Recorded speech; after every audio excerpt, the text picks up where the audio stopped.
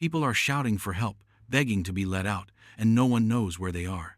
The hero sits with his eyes closed, annoyed by the noise, and rubs his face, wishing everyone would be quiet. When he looks around, he sees a group of people trapped inside a see-through cube floating in space. Children are crying for their parents, while the hero tells them to stop screaming because it is making his head hurt. He frowns, wondering who all these strangers are. As he stands up, his hand touches some glowing letters on the floor, and suddenly he feels afraid. He looks up and asks where they are.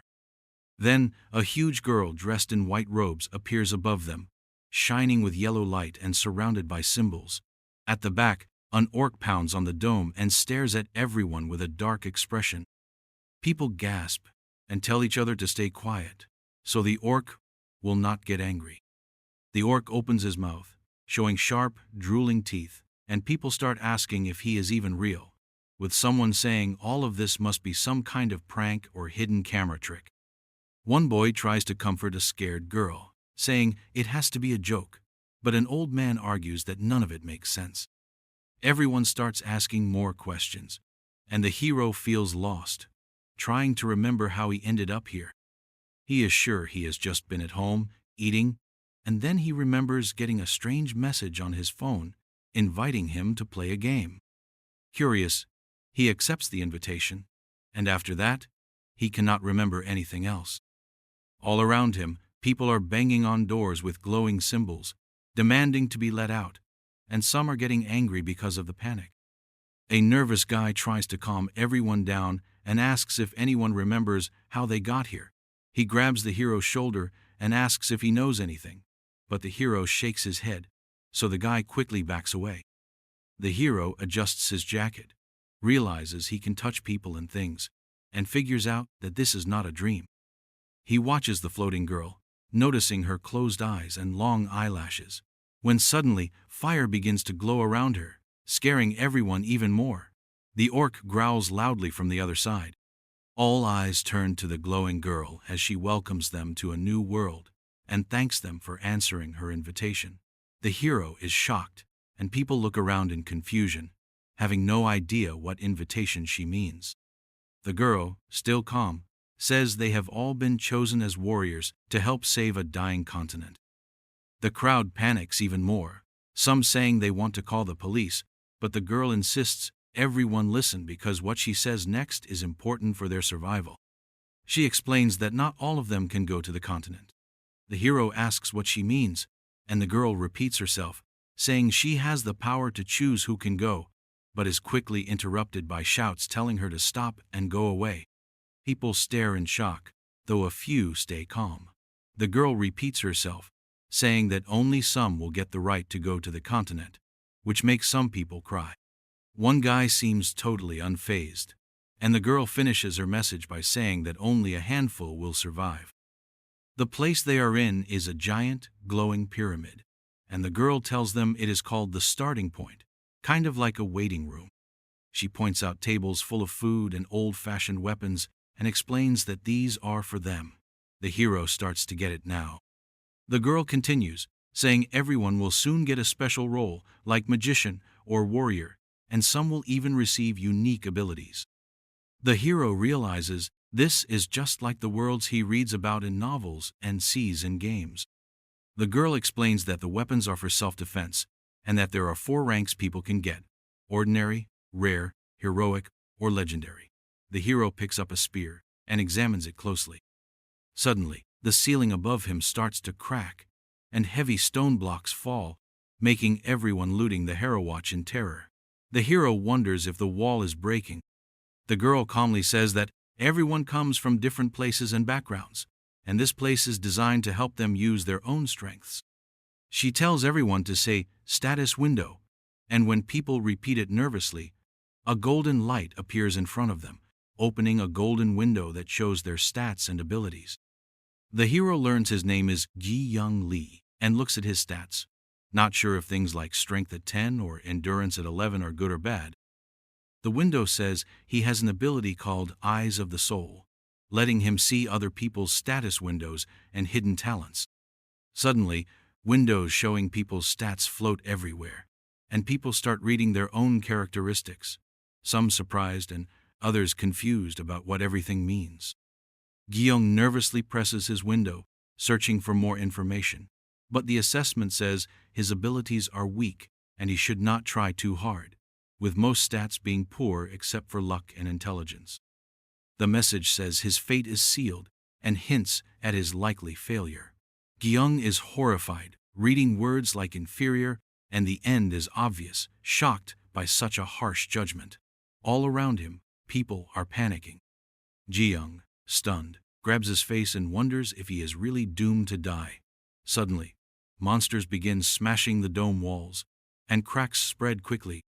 The girl wishes everyone good luck, just as the monsters burst through, charging at the screaming crowd.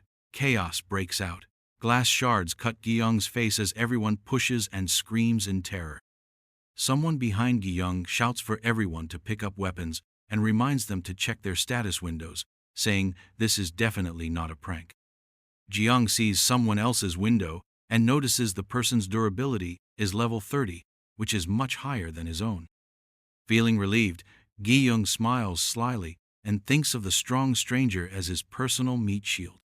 The monsters smash through the glass and charge at the people, screaming with rage as they bite and attack anyone nearby. People panic, yelling that they have to grab weapons and defend themselves.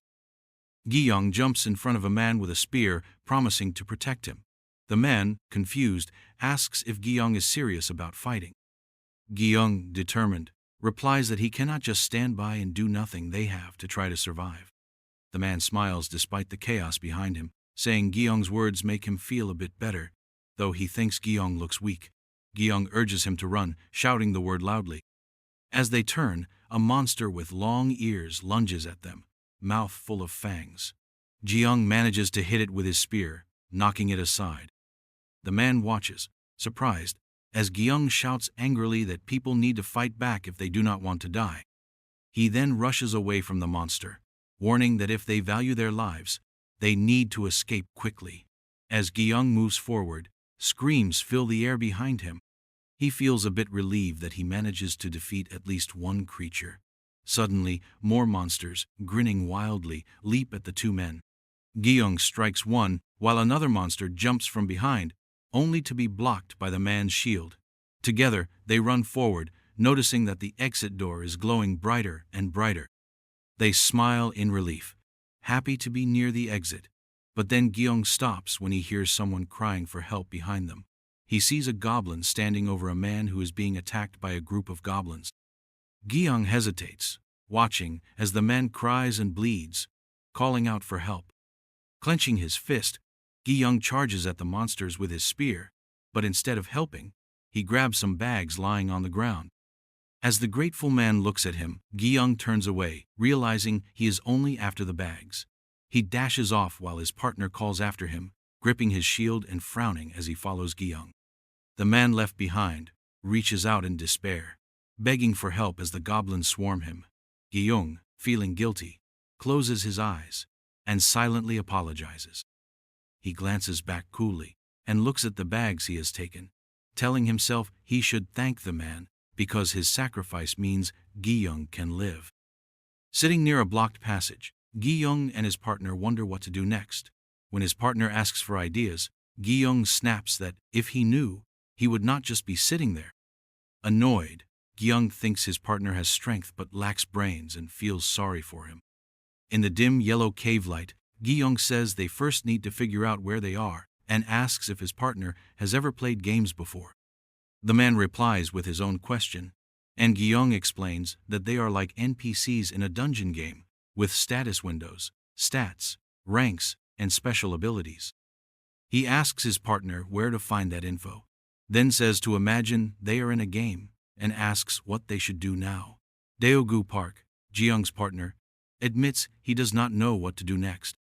Gyeong imagines them fighting an orc, and says they need to level up, suggesting that maybe this world works like a game, where you get stronger by defeating monsters, and can even gain a special skill in battle. Looking at the floor, Gyeong says their first goal should be to become stronger and points out how lucky they are to have weapons, a shield, water and food, which makes their situation better than most. As they sit thinking, a giant cyclops suddenly peers into their cell, making both men freeze in fear. The cyclops stares at them with its mouth open but does not attack, which confuses Gi-young. Using his special mind's eye ability, Gi-young checks the monster's stats and discovers it has terrible eyesight and is not very smart. He quickly motions for Park to stay quiet, and Park nods. Gripping his spear, Gi-young makes up his mind that he can actually kill the cyclops. He jabs the spear into the monster's head, saying he has to kill it, and blood splatters everywhere as the monster screams. Gi-young strikes again, stabbing through the creature's eye, yelling for it to die. The cyclops roars, blood pouring down its face, then collapses and dies. Gi-young stands there, breathing hard, shocked by what he has just done. Suddenly, his status window tells him his strength has increased by 1, confirming that he really can grow stronger from fighting. Wiping sweat from his brow, Gi-young smiles, while Park looks at him, amazed. Gi-young explains that just as he guessed, fighting monsters boosts their stats. He turns to Park, who is blushing, and puts a hand on his shoulder, saying that if he can do it, Park can too, especially since Park's durability is already so high. Park looks at him with excitement and asks his name. Gi-young smiles, thinking to himself that Park will end up doing anything for him, but only says his name aloud. Park introduces himself too, grinning. Then Gi-young begins cutting up the Cyclops' hide, which confuses Park. But soon, he sees Gi-young fashion a leather collar and put it around Park's neck, raising Park's durability by 1. Park looks at Gi-young with admiration as Gi-young makes one for himself too. Then Park thanks him, saying he will rely on Gi-young from now on. Gi-young says they have to escape first, and smiling at Park, suggests they stop wasting time. Suddenly, a loud noise echoes in the cave. Both men spin around, scared, and see a frightened girl running toward them, chased by a giant monster. The girl shouts for help, and Gi-young, panicking, yells that they need to run. Sweat pours down his face as he worries about how to fight so many monsters with just a spear, and wonders who the girl is. While running, Gi-young uses his mind's eye again to check her stats, and is shocked to see that she has legendary mana. He stops in his tracks in surprise, making Park panic and ask why he has frozen. Gi-young can barely believe that this girl possesses such rare, powerful mana. Gi-young quickly spins around and shouts that they need to fight, telling his partner to help save the girl. Park, looking scared, points out that there are 3 monsters and wonders if they can actually handle them. Gi-young says they should approach from an angle, though Park does not really understand what he means. The crying girl spots Gi-young and, as soon as he calls to her, she runs toward him and Park, who are waiting just around the corner. Park watches in fear as a huge monster comes into view, and he sees his own reflection in the beast's eyes. He barely manages to raise his shield in time to block the monster's powerful attack. The monster looms over their group, screaming, but Gi-young jumps forward and stabs his spear into the monster's body, making blood gush out. Sweating, Park looks at Gi-young with a serious expression and turns around to see what is next. Gi-young yells for the monsters to stay away as more of them come closer, their huge shadows falling over him. Suddenly, with a rush of movement, someone lands behind Gi-young, and, in a blur, the monsters are all cut to pieces, their blood flowing everywhere. Gi-young watches in disbelief as all the monsters are defeated so quickly. He turns around, anxious and confused, and sees a mysterious man calmly walking toward them, dragging a sword on the ground. The stranger stares at the floor, then raises his head and fixes Gi-young with a cold look. The two of them stand in silence, Gi-young frozen with surprise, unable to figure out who this man is or where he has come from. Using his mind's eye, Gi-young checks the stranger's stats and is stunned to see nearly all of them are at the legendary or heroic level. He realizes that this man is Altanis's regressor, guessing that means someone who has come back in time. Park thanks the stranger, introduces himself, and asks for his name. The man replies that his name is Hyunsung Kim. Hyunsung looks through Hyunsung's skills and is amazed. Hyunsung has heroic level luck, legendary endurance, and legendary agility, which seems unbelievable. He realizes that this is not Hyun-sung's first time in this world. Park smiles at Gi-young, who is clearly nervous, and Hyun-sung comments that they look pretty comfortable with fighting. Park gives Gi-young a cheerful hug, joking that Hyun-sung seems even more experienced than they are. But Hyun-sung just says he is lucky. Gi-young, however, does not believe it is just luck. He checks Hyun-sung's secret ability and sees it is the power of a sword master, which lets him earn extra points with sword actions. Gi-young feels a sting of envy, wishing he had such a powerful skill. He glances at Hyun-sung, who is quietly wiping blood off his face, and starts to worry that Hyun-sung might have noticed him spying on his stats. The girl watches all of this from behind the wall. Hyun forces a smile, reaches out to shake Hyun-sung's hand, and thanks him for the help, thinking it is best to act as friendly as possible. He asks if Hyun-sung is traveling alone. Hyun-sung shakes his hand and says yes, but explains he is now gathering survivors and has already set up a base camp for them. Gi-young looks at Hyun-sung and asks how many people have survived so far. Hyun-sung thinks for a moment and says there are about 33 people left who are strong enough to fight. He adds that he would really like for Gi-young and his partner to join the group.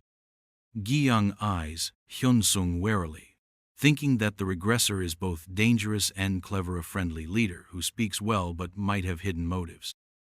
Gi-young wonders if Hyun-sung realizes that bringing so many people together could cause problems, but when he glances at Hyun-sung's cold expression, he imagines that this man probably knows all the secrets of this place and how to survive. Gi-young decides it is safest to get along with Hyun-sung and smiles, saying they will go with him. Park then asks if Hyun-sung has a specialization. Hyun-sung answers honestly that he is a swordmaster. At that moment, Gi-young notices the crying girl sitting behind the wall, her face buried in her knees. He walks over, reaches out his hand, and gently tells her to stand up. The girl looks up, still shaky, and thanks him in a soft voice. Hyun-sung, watching from nearby, seems surprised and walks over, staring at the girl and asking if it can really be her. The girl nervously tells him her name is Hyeon-young.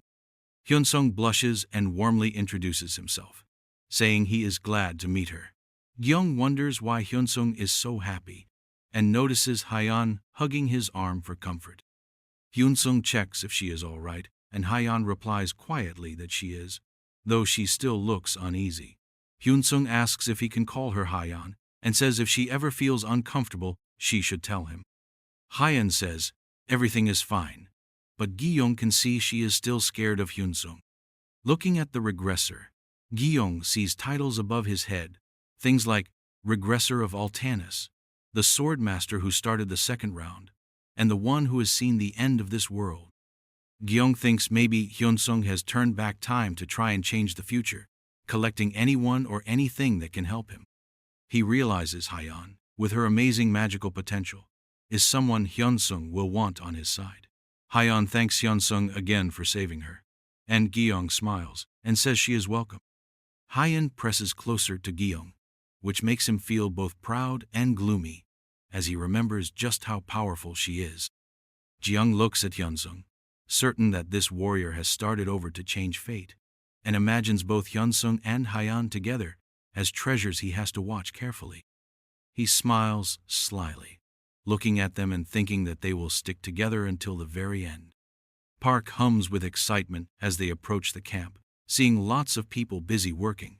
He looks around in awe and asks Hyun-sung how he has managed to find such a good place for everyone to stay. Hyun-sung smiles and says he's just found it by accident, but Gi-young suspects Hyun-sung already knows about the spot before anyone else. Suddenly, a woman named Ji-hye runs over to Hyun-sung, happily shouting his name. She leans close and asks if he has returned safely, then turns to welcome the new arrivals. Hyun-sung introduces her as Ji-hye. She tells him she has been worried because he is late. Ji-hye then looks at the newcomers and asks who they are. Hyun-sung explains that Ji-young and his group will now be living with them in the camp. At that moment, Ji-young secretly uses his mind's eye to check out Ji-hye's stats. He nearly laughs when he sees that Ji-hye, though clinging to the much younger Hyun-sung, actually has worse stats than he does. The system's assessment even calls Ji-hye his soulmate, which just confuses and annoys Ji-young-hae. Can't understand who would write such a thing. He watches as Park, looking a bit lost, notices Ji-hae's clingy attitude and figures she is a selfish and cynical person. Park then introduces himself, Gi-young, and Hyeon, but Hyeon shyly interrupts and introduces herself, asking them to look after her. Ji-hae crosses her arms and gives Hyeon a stern, arrogant look, which Ji-young finds judgmental. He guesses that Ji-hae is sizing everyone up, deciding Park is useful because he is big and strong, but probably sees Hyeon, who has a limp, and the weak Gi-young as less valuable. Ji-hye suddenly smiles and asks if Park is a tank, joking that he looks like someone who has killed lots of monsters. Park, proud, points to Gi-young, saying he's only survived thanks to him. Ji-hae gives Gi-young a cynical look as he stands there, thin and holding a spear, but then blushes and politely says she is happy to meet everyone. Ji-hae then announces she'll show them around camp, explaining that men and women live in different areas, so Hyeon will come with her. She checks with Hyunsung if that is okay, and he agrees, putting Ji-hae in charge. Before leading Hyeon away, Ji-hae flashes Gi-young a sweet smile and asks him to look after her too. Gi-young smiles back, realizing that she is just as cunning as he is. He looks at the rest of the camp as people cheer and welcome elderly folks, and people with glasses are especially excited to see new warriors arrive. Gi-young looks down on all the celebrating, realizing this really is a safe zone for these people, but deep inside, he feels this place isn't meant for him. It might be good for others, but not for him.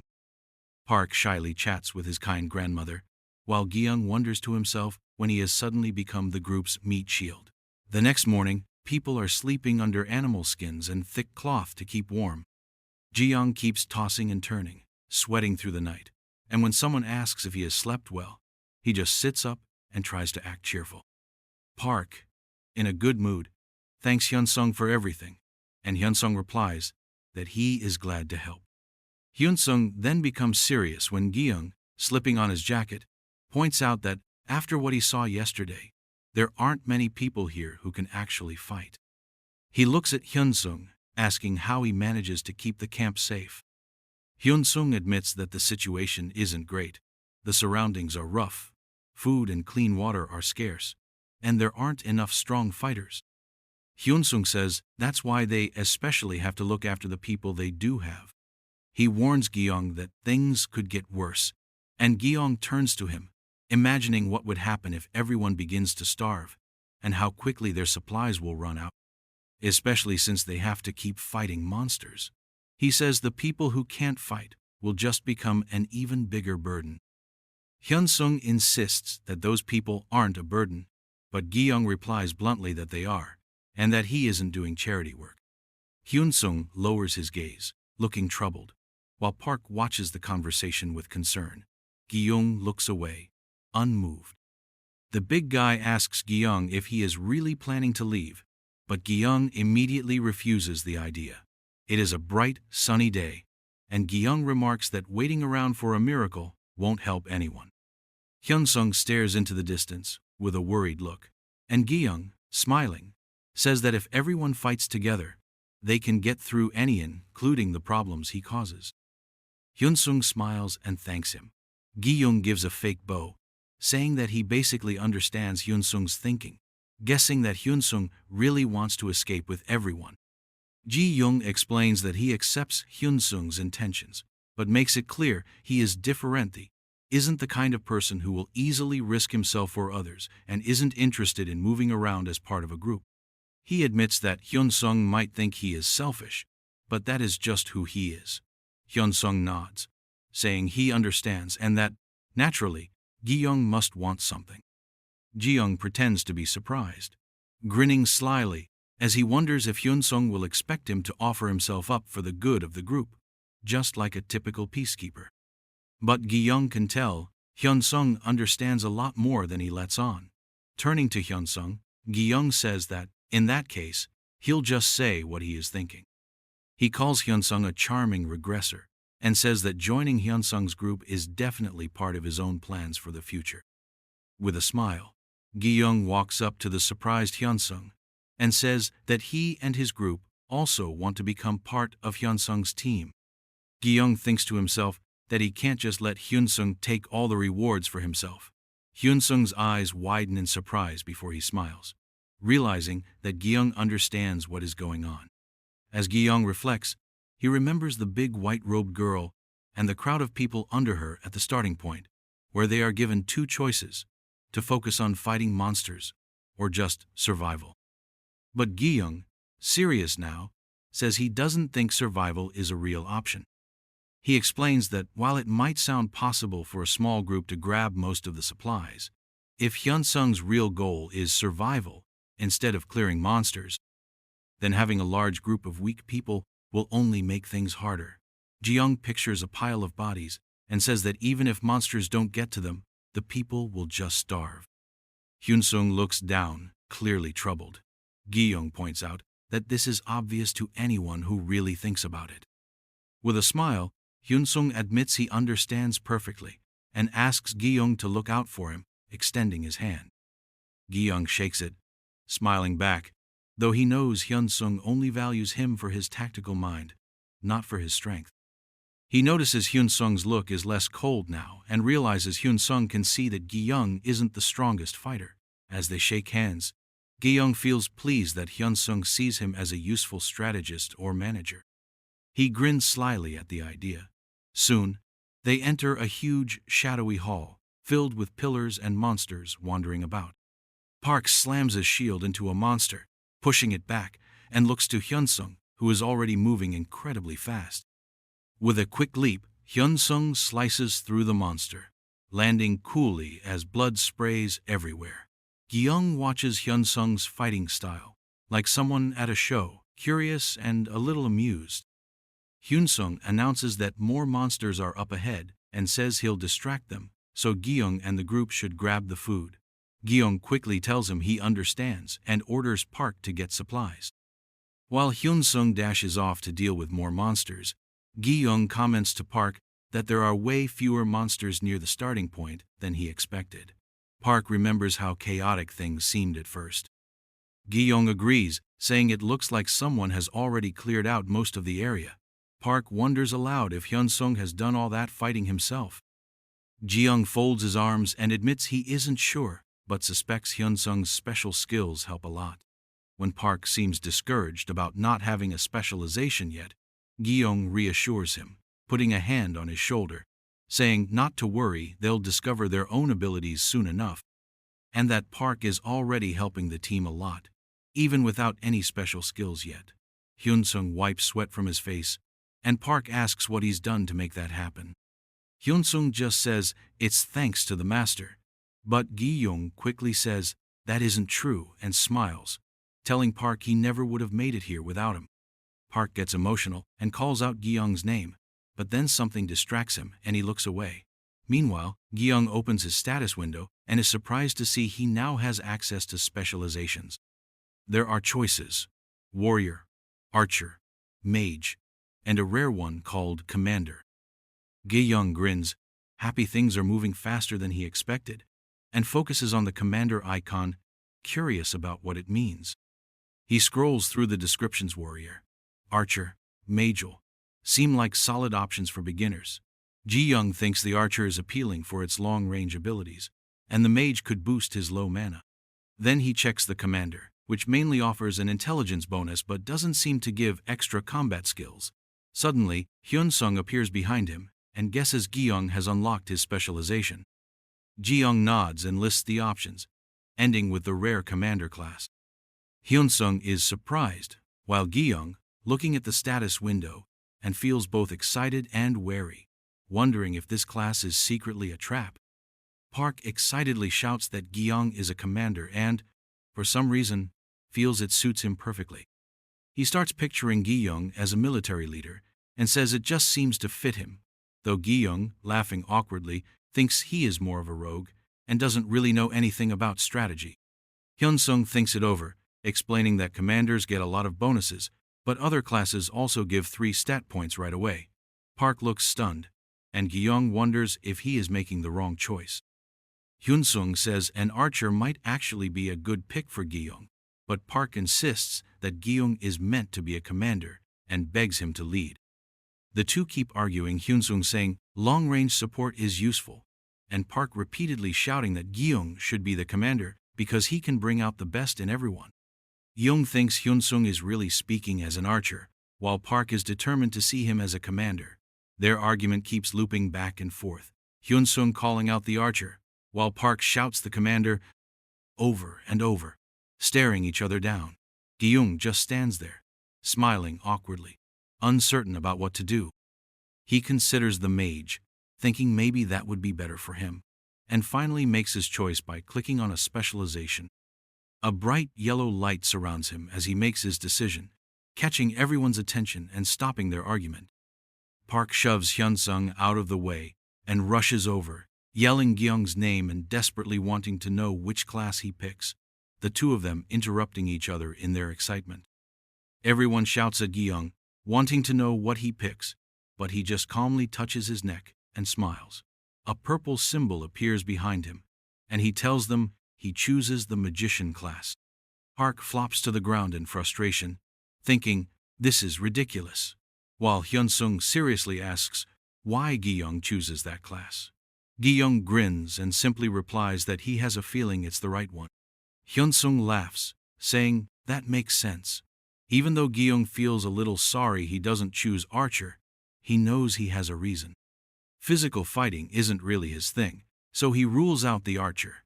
And while commander sounds interesting, it doesn't offer much except a step forward. But magician boosts both his intelligence and luck to heroic levels, and gives him extra mana, especially valuable since his mana is almost nothing before. The status window reports his mana jumps up 3 levels, and, as sparks glimmer around his hands, Gi-young is amazed as new magical knowledge seems to pour into his mind, like building blocks stacking up one after another. Checking his abilities, he sees his rating is okay, and the assessment says that even though his talent makes it tough to sense mana, raising it by 3 gives him hope, though he shouldn't expect amazing spells just yet. Smiling, Gi-young clenches his glowing fist, eager to try out magic. He turns to the big man, Park, and asks if he's chosen his own path. Park scratches his head, saying his options are warrior with a shield or priest, and he isn't sure which to pick. Both Hyun-sung and Gi-young instantly advise the shield warrior. Park hesitates, mentioning priest again, but the other two repeat, warrior with a shield. Giving in, Park makes his choice, and glows yellow as he selects it. Proudly holding up his shield, he says he is now a warrior with a shield, and Gi-young smiles, thinking to himself that Park really is now the official meat shield. Hyun-sung congratulates both of them, then says they should head back.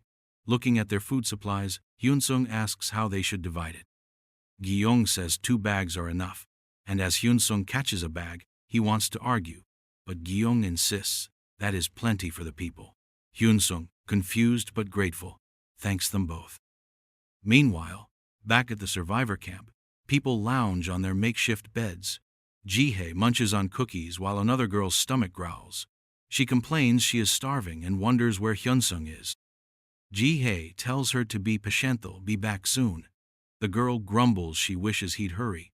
Ji-hye offers her the rest of her bun and asks if she wants it, but then glances coldly at a frail old man begging for food. Ji-hye asks if he is really hungry, breaks her bun in half, and hands a piece to the girl, then throws crumbs to the desperate man, calling him a useless parasite, and smiling as she tells him to eat. She spins around quickly, and as the heroes return with bags of food, everyone in the camp cheers and greets them warmly. Ji-hye is one of the first to rush over, giving a fake smile as she tries to grab the bags, noting that both Park and Gi-young have also reached for them. Ji-hye insists she will handle distributing the food herself. Hyun-sung leans down and asks Ji-hye to take care of everything, saying he has more work to do and has to leave. An old man comes up to Gi-young smiling and asks for a bag, but Gi-young just looks at him in silence and walks away without a word, getting back to his own tasks. Park is surprised and asks if Gi-young really isn't going to share any food, and as the heroes walk by with their bags, Gyeong replies that he's already said they aren't there as volunteers.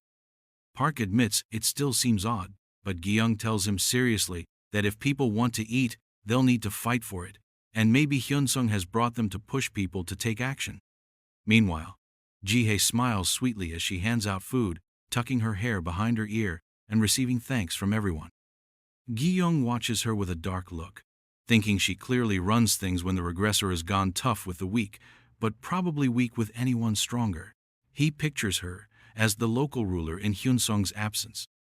He barely glances at the happy couples behind him, watching people hug and celebrate, clutching their bread. Some people work hard carrying stones, blocking holes to keep out monsters. Gyeong is surprised to see Hyeon, looking sad as she struggles to carry a stone. Someone yells at her to hurry up, threatening to take away her food if she doesn't do her share. Gyeong quietly laughs to himself, recognizing the kind of treatment Hyeon is getting.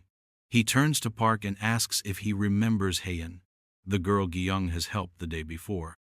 Park asks if that is the same girl he's seen struggling to walk.